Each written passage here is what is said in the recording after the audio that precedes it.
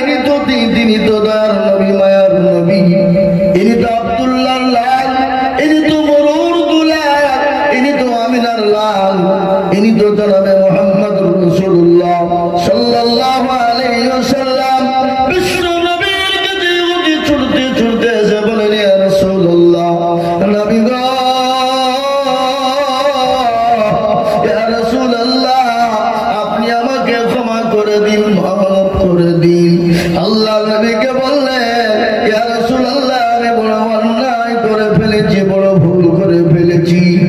আল্লাহ রাসূল বলে, ভাই রে, তোমার টাকার অভাব আছে, তুমি আমাকে কেন বললে না? তুমি তো 15 দিনের জন্য আমানত রেখেছিলে, 5 দিন হয়ে গেল, তোমার টাকার প্রয়োজন ছিল আমার কাছে, তুমি চেয়ে নিতে পারতে, কিন্তু তুমি বলো কিসের জন্য আমার কাছে তুমি এরকম ব্যবহার করলে? ওই ইহুদি বলেন, ইয়া রাসূলুল্লাহ, ও আল্লাহর নবী, আমি আপনার উম্মত না। বলে, তুমি কার উম্মত? বলে, আমি ঈসা নবী আলাইহিস সালামের জামানার উম্মত। ওগো নবী, আমি কিতাবের ভিতরে দেখেছিলাম, তওরাত, জবর, ইনজিলের ভিতরে এমন একজন নবীর আবির্ভাব দুনিয়ার জমিনে হবে, যার চেহারা হবে অতীব সুন্দর, দেখতে অতি সুন্দর, তার চেহারা এরকম হবে যাকে দেখতে ভালো লাগবে, মানুষ অন্যায় করলে তাকে ক্ষমা করে দিবে, মাফ করে দিবে। ওগো নবী, আপনি আমাকে ক্ষমা করে দিন, মাফ করে দিন। আল্লাহ নবী তাকে ক্ষমা করে দিলেন, মাফ করে দিলেন। ওই ইহুদি বিশ্ব নবীর হাত খানা ধরে বললেন, ইয়া রাসূলুল্লাহ, নবী গো, আপনি আমাকে কলমা পড়ে মুসলমান আপনি বানিয়ে নিন। এ মুসলমান দরদি, ইসলাম তো তরবারির দ্বারাই হয় না, ইসলামের বাড়ির দ্বারাই হয় না। ইসলাম কলমা আপনার কাউকে জবরদস্তি করা হয় না, কাউকে জোর করে কলমা বানানো হয় না, কাউকে জোর করে মুসলমান বানানো হয় না। মানুষ মানুষের সঙ্গে ইসলামের ব্যবহার, আল্লাহ নবীর ব্যবহার, সাহাবাদের ব্যবহার দেখে কাফের বেঈমান মুশরিক ইহুদির দলেরা দলে দলে কলমাওয়ালা হয়ে মুসলমান হয়ে গেছে। বাবা, দলে দলে মুসলমান হয়েছে। তারা কিসের দেখে? ইসলামের আখলাক, চরিত্র, ব্যবহার দেখে, কলমার ব্যবহার দেখে। আজকে বলে মেয়েদেরকে ধর্ষণ করলে, রেপ করলে কুরআন বলেছে কোনো ক্ষতি নেই, কিন্তু একটা কথা শুনেলেন, গোটা ভারতবর্ষের দিকে লক্ষ্য করে দেখুন, আজ পর্যন্ত কোন মুসলমান ধর্ষণ করে মেরে ফেলেছে? আজকে কোন মুসলমান রেপ করে তাকে হত্যা করে দিয়েছে? আর তারা যারা বলে তারাই তো, তারা ধর্ষণ করে মেরে দিয়ে, রেপ করে মেরে দিয়ে, আজকে তাদেরকে জেল থেকে বের হলে তাদেরকে ফুলের তোড়া দিয়ে বের করানো হয়। হয় না? হয় না? যারা বলো হয় না? হয় না? এটা ভারতবর্ষের ইতিহাস। আজকে ভারতবর্ষে এই যে উত্তর প্রদেশ যোগী রাজ্যে যেখানে জঙ্গল রাজ চলছে, যোগী আদিত্যনাথ নারায়ণ টাকলু বাবু অত জীবন চুল বজবে গোটাবে বলে মনে হয় না। তার দেশে জঙ্গল রাজ চলছে কিরকম? আদিবাসী, দলিত, তাদের কাছে দাম নেই, তাদের মেয়েদের সঙ্গে জবরদস্তি করে ধর্ষণ করে হত্যা করে দিচ্ছে, হত্যা করে দিচ্ছে। ভারতবর্ষের জমিনে কোনো আইন নেই, আপনার ধর্ষণের কোনো বিচার নেই, তার বেলায় নেই। আর ইসলামকে নিয়ে উল্টো পাল্টা কথা। নেতা তো আমাদেরও ছিল, নেতা ছিল না কেন?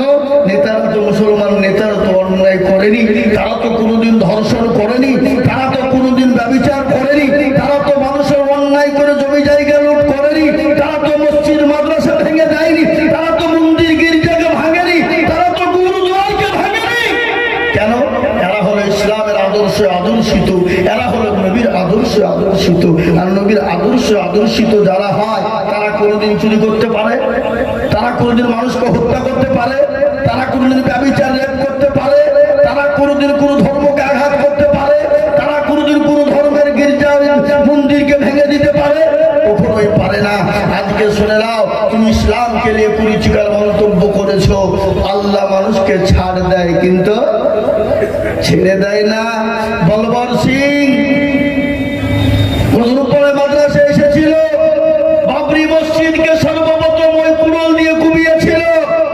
সেই বলবর সিং, আল্লাহ তাকে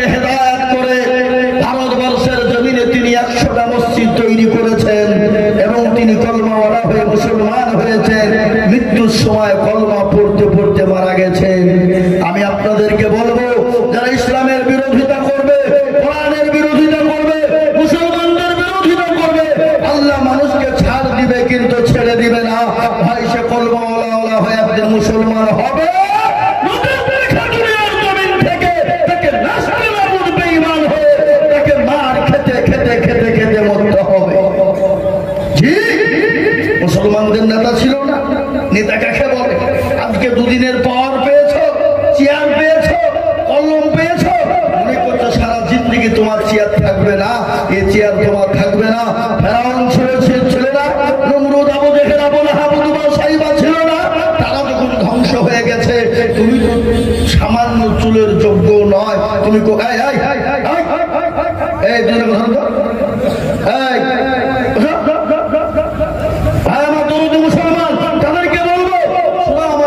তোমরা সেই চুলের যোগ্য নয়। নেতা কাকে বলে শুনে নাও। আল্লাহর নবীর আদর্শ আদর্শিত হযরত ওমর রাদিয়াল্লাহু তাআলা আনহু, তিনি যখন গভর্নর ছিলেন, অর্থ পৃথিবীর খলিফা। কিসের খলিফা?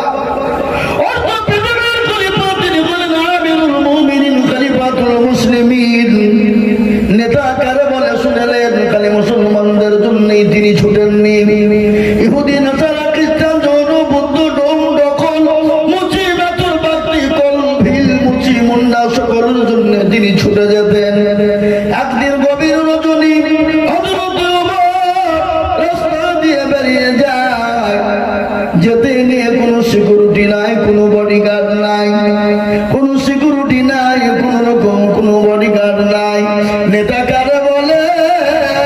তিনি বলেন মর্দ জাহানের খলিফা, যিনি হলেন আমিরুল মুমিনিন। হে মুসলমান, আমি আপনাদেরকে শুনিয়ে দিই, তিনার কোনো বডিগার্ড নাই, তিনার কোনো রকমের কোনো আপনার কিছুই নাই। আর আমাদের দেশের নেতা এরা দুর্নীতিতে ভরা, ঠিক না? বেরিয়ে বলুন। দেশের মেম্বার 4 ডিগ্রি সিকিউরিটি। কয়টা কথা হয় না? 4টে সিকিউরিটি। মেম্বার যদি 4টে হয়, প্রধানের 1টা সিকিউরিটি, ব্লক সভাপতি তার হলো 12টা সিকিউরিটি, এমএলএ এমপির সিকিউরিটির তো শেষ নাই রে বাবা। কেন? জনগণ জানে এই বেটা হলো দুর্নীতিবাদ, লোকের ঘর মেরে খেয়েছে, লোকের পায়খানার টাকা মেরে খেয়েছে, গরিবের টাকা গোলাকে লুটপাট করে খেয়েছে। এই জন্য সিকিউরিটির প্রয়োজন হয়, বুঝলেন না? আজকে প্রত্যেকের নেতা দেখেন পাতি নেতা। পাতি নেতা কাকে বলে? দেখেন নেতার পিছনে যে তেল দিয়ে বাড়ায় তাকে পাতি নেতা বলে। ওর কাজ কি? গ্রামে এসে বলে ওকে থানায় ভরিয়ে দেবো, ওকে জেলে ভরিয়ে দেবো। থানার জেল ওর বাপের ঘর। কি বুঝতে পারলেন না? বললেন না? বলেন এ বাবা, নেতা কাকে বলে? আমিরুল মুমিনিন, খলিফাতুল মুসলিমিন। অর্ধ পৃথিবীর খলিফা, কোনো সিকিউরিটি নেই, কোনো বডিগার্ড নেই। গভীর রজনীতে তিনি রাস্তায় বেরিয়ে চলে গেলেন। দেখতে চাই তার প্রজারা কি অবস্থায় আছে। ইতিমধ্যে একজন মানুষ রাস্তার উপরে বসে কান্না করে। হযরত ওমর গেলেন, এক পা করে আগিয়ে গেলেন। যাওয়ার পরে বললেন, ভাই গভীর রজনীতে তুমি একা এখানে বসে কি করো বলবা? হযরত ওমর বললেন, আর যদি সঙ্গে সঙ্গে গরম করে উঠলেন। যত গরম করে যায় হযরত ওমর তত কিন্তু নরম হয়ে যায়। ইহুদি মনে মনে করলেন, হায় রে, ইনি তো চোর বা ডাকাত নয়, একে যত জোরে কথা বলি তত নরম হয়ে যায়, যত জোরে কথা বলি তত নরম হয়ে যায়। ইনি চোর বা ডাকাত হতে পারে না। এ মুসলমান নেতা কারে বলে? কিছুক্ষণ পরে ইহুদি হযরত ওমরকে কিন্তু চিনে না। ইনি তো আমিরুল মুমিনিন, খলিফাতুল মুসলিমিন, তিনি চিনেন না। কিছুক্ষণ পরে ডাক দিয়ে বললেন, পথিক কে তুমি? জানি না, আমি হলাম জাতিতে ইহুদি, আমি মদিনার বাইরের লোক, আমি বড় গরিব মানুষ, বড় অসহায় মানুষ। আমার বাড়িতে আজকে 3 দিন যাবত কোনো খাবার হয় না, সংসার চলে না। আমি শুনলাম মুসলমানদের নেতা মদিনা, যিনি গভর্নর, যিনি অর্থ পৃথিবীর খলিফা,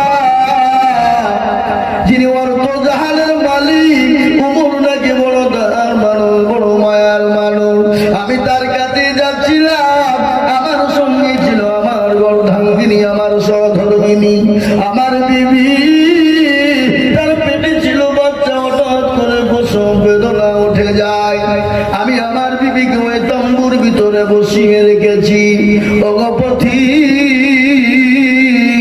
আমি রাস্তার মধ্যে দাঁড়িয়ে বলি, আমার গড, আমার প্রভু, আমি এত রাত্রি কোথায় যাব, কার কাছে যাব? হযরত ওমরের কানে পৌঁছে গেল। সঙ্গে সঙ্গে তিনি কিছুই না বলে ছুটতে ছুটতে বাড়িতে চলে গেলেন। বাড়িতে গিয়ে বিবিকে সালাম দিয়ে দিয়ে বললেন, আসসালামু আলাইকা বিবি। ও আব্দুল্লাহর মা, কেমন আছো? দরজা খোলো, দরজা খোলো।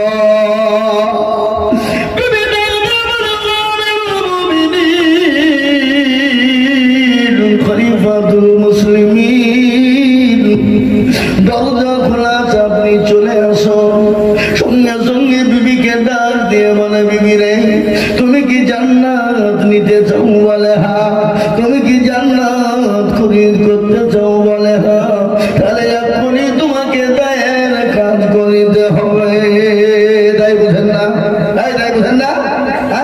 আগে দায়ের প্রয়োজন ছিল, এখন দায়ের প্রয়োজন না। এখন তো পেটে যন্ত্রণা হতে দেরি, হসপিটাল নার্সিং হোমে ভর্তি করতে দেরি না। আগে দায় লাগতো না।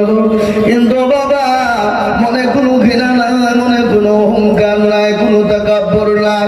যিনি অর্থ পৃথিবীর খলিফা, যিনি অর্থ জগতের খলিফার বিবি, মনে কোনো ঘৃণা নাই, মনে কোনো অহংকার তাকাব্বুর নাই। লকড়ি পড়ি এমন পরিজন যা ছিল সব নিয়ে নিলেন।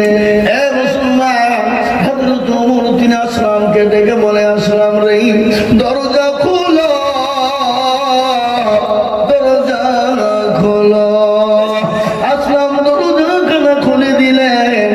দরজা যখন খোলা হয়ে গেল, আসলামকে বলে, আসলাম বস্তায় করে তুমি আটা ময়দা যা প্রয়োজন ভরে দাও, খেজুর ভরে দাও। বস্তায় হয়ে গেল। আসলাম বলে, আমিরুল মুমিনিন, আপনার বোঝাটা আমাকে দেন, আমি বহন করে যাই। হযরত ওমর নেতা কারে বলে, নেতা কাকে কয়? তিনি বললেন, আসলাম, আমি যে দৃশ্য কেনা দেখেছি, কিয়ামতের দিন আল্লাহ হয়তো আমাকে আসামির কাঠ গড়ে দাঁড় করে দেবে। আসলাম রে, আমার বোঝাটা আমার মাথায় তুলে দাও। আসলাম যখন আমিরুল মুমিনিন হযরত ওমরের মাথায় বোঝা